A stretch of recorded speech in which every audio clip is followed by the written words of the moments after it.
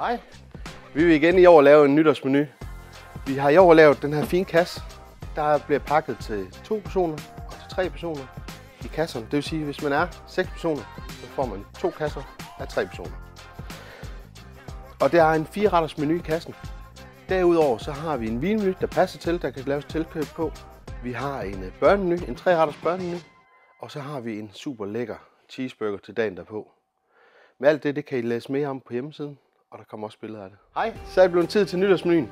Jeg vil starte med at fortælle jer om den første ret. Det er en humbisk med urter. Der er nogle store rejer. Der er en dillolie til at komme hen over suppen til sidst. Og så er der et stykke surdejsbrød.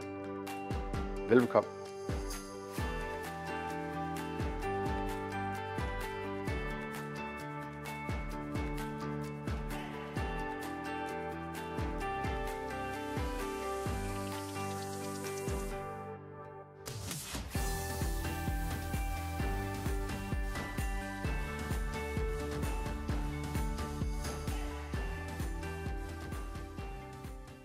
Så er det blevet tid til årets anden ret. Den består af en kylling ballatoni. Der er en rød peberfrugtsauce. Så er der brøndkarse, jeg lige ligger herude siden af. Så er der en bakterpeber i sådan en lille bøtte her. Kilopris på 650 kroner. Det kommer vi lige til senere. Det kan I se under anretningen, hvordan I lige drysser det henover. Så tager jeg bakken her og sætter i ovnen. Men tider og så videre, det står som sagt i manualen.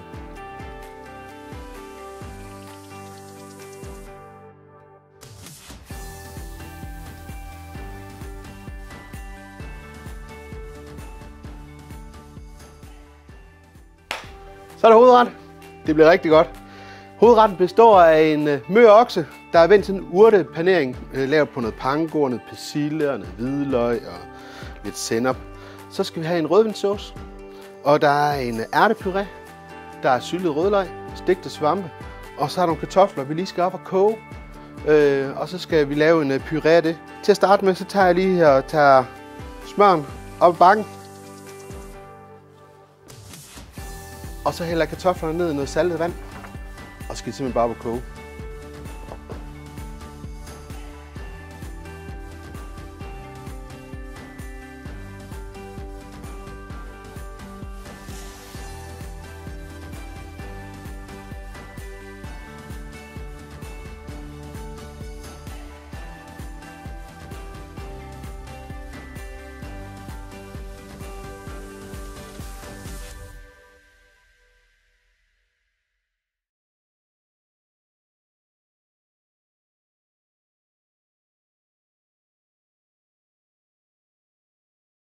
Så er det blevet tid til årets sidste ret. Desserten. Den består af en Baileys chokoladekage. Der er nogle syltede skovbær, krystalliseret hvid chokoladesne og så noget skovsyre og en lækker orangeis til. Det vil jeg vise jer, hvordan I anretter.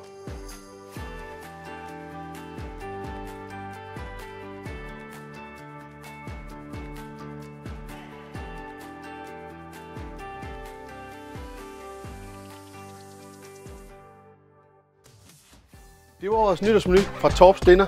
Jeg håber virkelig, I har nyt, og I har haft en fantastisk aften med super lækker mad. Det har vi i hvert fald gjort vores for. Så følg manualen, gør hvad der står. Vi har gjort os umage, så følg den nu. Og til allersidst, så vil jeg bare ønske jer alle sammen et rigtig godt nytår.